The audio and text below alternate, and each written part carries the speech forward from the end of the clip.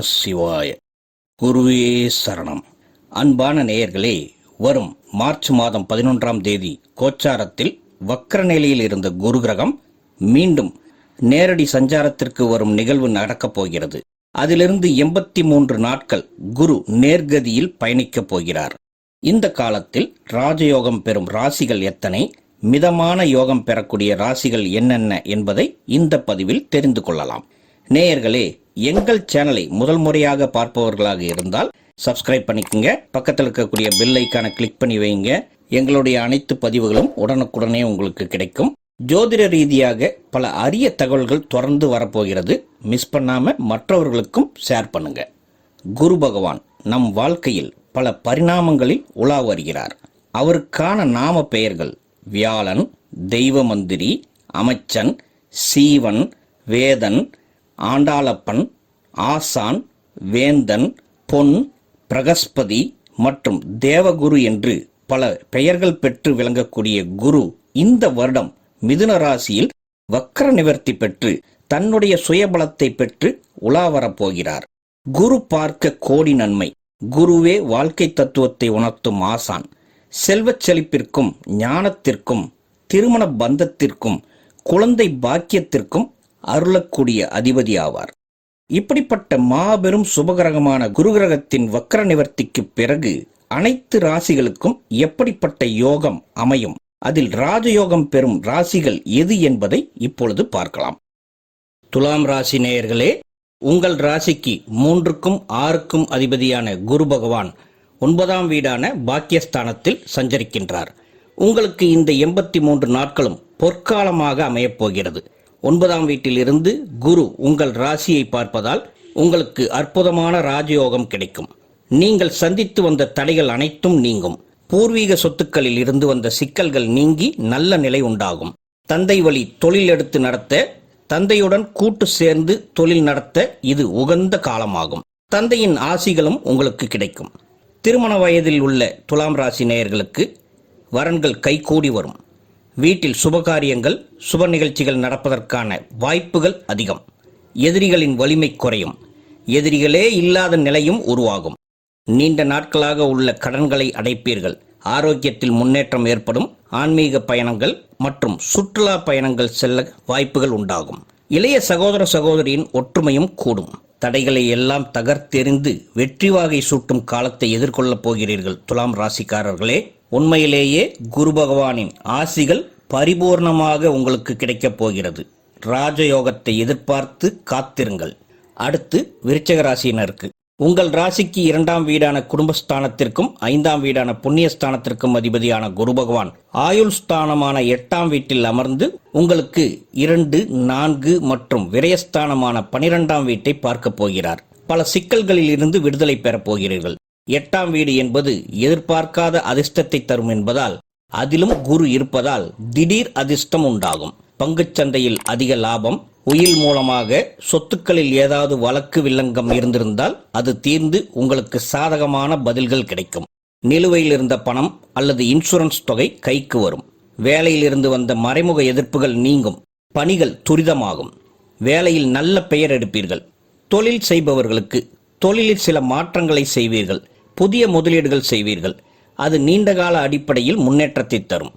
சேமிப்பையும் உயர்த்தும். தாய்வழி உறவுகள் வளர்ச்சி அடையும். வீடு வாகன பராமரிப்பு செலவுகளும் குறையும். வெளிநாடு செல்ல முயற்சிப்பவர்களுக்கு மார்ச் 12ஆம் தேதிக்கு பிறகு வெற்றி உண்டாகும். திருமண பந்தம் வளர்ச்சி அடையும். ஆரோக்கியத்திலும் முன்னேற்றம் உண்டு.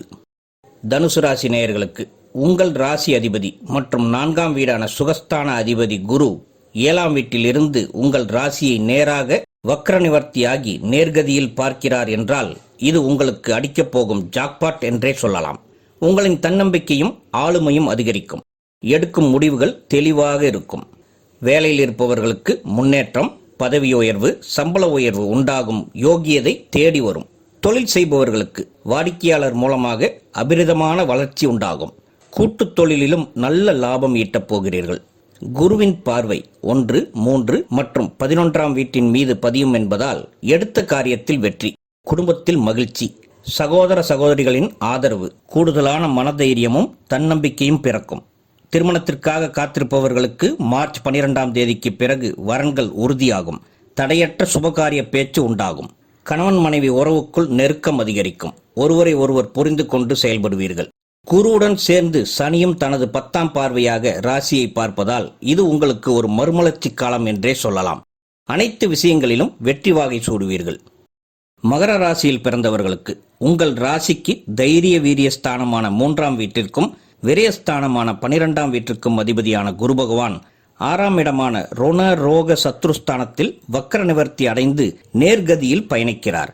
6ஆம் வீடு மறைவு ஸ்தானம் என்பதால் குருவால் சில நன்மைகள் உண்டாகும். வேலையில் இருப்பவர்களுக்கு வேலை பளு அதிகமாக இருந்தாலும் மேலதிகாரிகளின் ஆதரவு கிடைக்கும். அங்கீகாரமும் கிடைக்கத் தொடங்கும். புதிய வேலைக்கு முயற்சிப்பவர்களுக்கு சாதகமான சூழல் உருவாகும். ஆனால் ஜூன் மாதத்திற்குள் கிடைக்கும் வாய்ப்புகளை சரியாக பயன்படுத்திக் கொள்ளுங்கள். தொழில் புரிபவர்களுக்கு தொழில் ரீதியான மறைமுக எதிர்ப்புகள் மற்றும் போட்டிகள் அனைத்தும் உங்கள் நிதானம் மற்றும் புத்திசாலித்தனத்தால் முறியடித்து வெற்றி பெறுவீர்கள். குருவின் வக்ர நிவர்த்திக்கு பிறகு இருக்கும் கடன் பிரச்சனைகள் சிக்கல்கள் கொஞ்சம் கொஞ்சமாக முடிவுக்கு வரும். புதிய கடன்கள் வாங்குவதை மட்டும் தவிர்ப்பது நல்லதாகும். குரு கிரகம் 6ஆம் வீட்டிலிருந்து தன்னுடைய 12ஆம் வீட்டையே பார்ப்பதால் விரயங்கள் அதிகம் இருக்கும். அது சுபவிரயமாகவோ அல்லது மருத்துவ செலவுகள், தேவையற்ற பயணங்களால் விரயம் ஏற்படலாம். பண விஷயத்தில் விழிப்புணர்வு தேவை. 6ஆம் வீட்டில் இருக்கும் குரு 2, 10 மற்றும் 12ஆம் வீட்டை பார்க்கிறார். 2ஆம் வீட்டை பார்ப்பதால் வாக்குவாதங்கள் குறையும். குடும்பத்தில் சுப பேச்சு உருவாகும். வருமானம் சீராகும். 10ஆம் வீட்டை பார்ப்பதால் தொழில் அல்லது வேலையில் சற்று முன்னேற்றம் உண்டாகும். அல்லது புதிய வேலை தேடுபவர்களுக்கு புதிய வேலையும் கிடைக்கும். 12ஆம் வீட்டை பார்ப்பதால் வெளிநாடு வேலைக்கு முயற்சிப்பவர்களுக்கு நல்ல செய்தி கிடைக்கும். செலவுகள் இருந்தாலும் வெளிநாடு சென்று பொருளீட்டும் பாக்கியம் உண்டாகும். குடும்பத்தில் இருந்து வந்த சண்டை சச்சரவுகள் குறைந்துவிடும். குடும்பத்தாரின் ஆதரவும் கிடைக்கும். எதிரிகள் உங்களை விட்டு விலகுவர். நீதிமன்ற வழக்குகளிலும் முன்னேற்றம் ஏற்படும். ஆரோக்கியத்தில் அதிக கவனம் தேவை. கல்லீரல், ஜீரண உறுப்புகள் சார்ந்த பிரச்சனைகள் வரலாம். தூங்கும் நேரம் பாதிக்கப்படும். சரியான உணவும் ஓய்வும் கண்டிப்பாக தேவை. உங்கள் ராசி அதிபதி சனி 3ஆம் வீட்டில் இருப்பதால் அசாத்தியமான தைரியம் இருக்கும். இருந்தாலும் சமயோஜித புத்தியுடன் செயல்பட்டால் இந்த 83 நாட்கள் உங்களுக்கும் ஓரளவு சிறப்பாக அமையும். கும்ப ராசியினருக்கு உங்கள் ராசிக்கு 2ஆம் வீடான வரவு, வாக்கு மற்றும் குடும்பஸ்தான அதிபதியும் 11ஆம் வீடான லாபஸ்தான அதிபதியுமான குரு பகவான் 5ஆம் இடமான பூர்வ புண்ணியஸ்தானத்தில் மார்ச் மாதம் 11ஆம் தேதியில் வக்ர நிவர்த்தி அடைந்து உன்னதமான பலன்களை தரப்போகிறார். வேலையில் இருக்கும் கும்பராசி அன்பர்களுக்கு மேலதிகாரிகளிடம் மதிப்பு கூடும். உங்களின் நிர்வாகத்திறனும் டெவலப் ஆகும். கலை, இலக்கியம் மற்றும் எழுத்துத்துறையில் இருப்பவர்களுக்கு புகழும் விருதுகளும் கிடைக்கும் காலம் இது. கம்ப்யூட்டர் மற்றும் பேங்கிங் வேலையில் இருப்பவர்களுக்கு சந்தோஷமான செய்திகள் வந்து உங்கள் காதுகளை இனிமையாக்கும். தொழிலில் பணப்புழக்கம் மிக திருப்தியாக இருக்கும். நிலுவையில் இருந்த பணம் வசூலாகும். எதிர்பாராத திடீர் லாபமும் உண்டாகும் வாய்ப்புகள் உள்ளது. ஷேர் மார்க்கெட், மீடியா, கமிஷன் மற்றும் சிறு வியாபாரிகளுக்கும் போட்ட பணத்தின் மூலமாக நல்ல வளர்ச்சியை காண்பீர்கள். நீண்ட நாட்களாக எதிர்பார்த்து வந்த லோன் கைக்கு கிடைத்து உங்களை சந்தோஷப்படுத்தும். குடும்பத்தில் தந்தை வழி உறவு பலப்படும். குரு உங்கள் ராசிக்கு 9ஆம் வீட்டை பார்ப்பதால் ஆன்மீக பயணங்கள் மற்றும் சுற்றுலாக்கள் சென்று வருவீர்கள். 11ஆம் இடத்தையும் பார்ப்பதால் மூத்த சகோதரர்கள் மூலமாக அனுகூலம் கிடைக்கும். சமூகத்தில் பெரிய மனிதர்களின் நட்பு உண்டாகும். அதோடு குருவின் பார்வை உங்கள் ராசியின் மீதே விழுவதால் உடல் ஆரோக்கியமும் மேம்படும். உங்கள் ராசிநாதன் சனியும் 2ஆம் வீட்டில் இருப்பதால் எடுத்த காரியத்தில் அனைத்தும் வெற்றி உண்டாகும். தம்பதியர்கள் இடையே இருந்த கருத்து வேறுபாடுகள் குறையும். பிரிந்த தம்பதியர்கள் கூட ஒன்று சேர அருமையான காலம் இது. நீண்ட காலமாக குழந்தை பாக்கியத்திற்கு காத்திருப்பவர்களுக்கு இயற்கையாகவோ அல்லது மருத்துவ ரீதியாகவோ பாக்கியம் உண்டாகி சுப செய்தி கிடைக்கும். கல்வி கற்கும் மாணவர்களாக இருந்தால் கல்வியில் மேன்மை உண்டாகும். வேலை தேடுபவர்களாக இருந்தால் புதிய எதிர்பார்த்த வேலை கிடைக்கப்பெறும். காதலிப்பவர்களுக்கு காதலில் நல்ல நெருக்கம் உண்டாகும். திருமணத்திற்கு வரன் தேடுபவர்களுக்கு வரன்கள் நல்லபடியாக முடிந்து நிச்சயதார்த்தமும் நடக்கும். சிலருக்கு திருமணமும் நடந்தேறும் காலம் இது. ஆக கும்பராசிக்கு இந்த 83 நாட்களும் சுப செலவுகளுடன் சந்தோஷமான முன்னேற்றத்தை தந்து பணமழையும் ராஜயோகத்தையும் குரு தரப்போகிறார். அடுத்து மீனராசி. மீனராசியில் பிறந்தவர்களுக்கு உங்கள் ராசிநாதன் தன் சுயபலத்தை பெறப்போகிறார். இதனால் நன்மைகள் கூடுதலாகும் காலம் இது.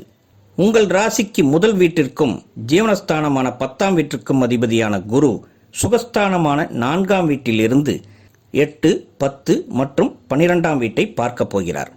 வேலையில் இருப்பவர்களுக்கு இதுநாள் வரை வேலையில் இருந்து வந்த நெருக்கடிகள் தீரும். நிம்மதியாக வேலைக்கு செல்வீர்கள். புது வேலை தேடுபவர்களுக்கும் நல்ல இடத்தில் வேலை உண்டாகும். தொழில் புரிபவர்களுக்கு வியாபாரத்தில் புதிய முதலீடுகள் செய்வீர்கள். பாக்கிகளும் வசூலாகும். வாடிக்கையாளர்களும் அதிகமாவார்கள். குரு 8ஆம் வீட்டை பார்ப்பதால் எதிர்பாராத பணவரவு அல்லது வரவேண்டிய இன்சூரன்ஸ் தொகை இந்த நாட்களில் கைக்கு வந்து சந்தோஷம் அடைவீர்கள். நீண்ட நாட்களாக இருந்து வந்த சிக்கல்களும் தீரும். வழக்கு விஷயங்களில் முன்னேற்றம் உண்டாகும். 10ஆம் இடத்தை பார்ப்பதால் அரசாங்க வேலையில் இருப்பவர்கள் அல்லது பெரிய பதவிகளில் இருப்பவர்களுக்கு மேலும் ஒரு படி முன்னேற்றம் உண்டாகி கௌரவம் மற்றும் அதிகாரம் கூடும். 12ஆம் இடத்து பார்வையால் சுப செலவுகள், குடும்பத்தில் சுப நிகழ்ச்சிகள், தூரதேச தொடர்புகளால் லாபம், ஆன்மீக பயணங்களும் அதிகரிக்கும். தாயாரின் உடல் நலத்தில் முன்னேற்றம் ஏற்படும். தாய் வழி உறவுகளும் கூடும். காதலிப்பவர்களுக்கு மட்டும் ஜென்மசனியால் சங்கடங்கள் வரலாம். எச்சரிக்கையாக இருப்பது நல்லது. மாணவர்களுக்கு படிப்பில் முன்னேற்றம் உண்டாகும். தன்னம்பிக்கையும் கூடும். ஆக மீனராசி அன்பர்களுக்கு கடந்த காலத்தை விட இந்த குரு வக்ர நிவர்த்தி காலம் சற்று முன்னேற்றத்தை தரும் காலமாக அமையும். 12 ராசிகளில் அதிகப்படியான நன்மைகளை பெற்று பணமழையில் நனையப் போகும் ராசிகள் மிதுனம், துலாம், தனுசு மற்றும் கும்பராசியாகும். ஓரளவு நல்ல நன்மைகளை பெறக்கூடிய ராசிகள் என்று பார்த்தால் சிம்மம், விருச்சகம், மேசம் மற்றும் ரிஷபராசி ஆகும். மீதமுள்ள கடகம், கன்னி, மகரம் மற்றும் மீன ராசிகளுக்கு சுமாரான அமைப்பே உள்ளது. இவர்கள் இந்த 83 நாட்கள் சிறப்பாக அமைய அவர்களின் குலதெய்வம் அல்லது இஷ்ட தெய்வத்தை வணங்கி வர மேன்மைகள் உண்டாகும். நேயர்களே, எங்கள் அலர்மகள் சேனலை முதல் முறையாக பார்ப்பவர்களாக இருந்தால் சப்ஸ்கிரைப் பண்ணி பெல் ஐக்கான் கிளிக் பண்ணி வைங்க. மேலும் பல சுவாரஸ்யமான ஜோதிட பதிவுகள் தொடர்ந்து உங்களுக்கு எளிதில் கிடைக்கும். நன்றி. வாழ்க வளமுடன். ஓம் நமஸ்.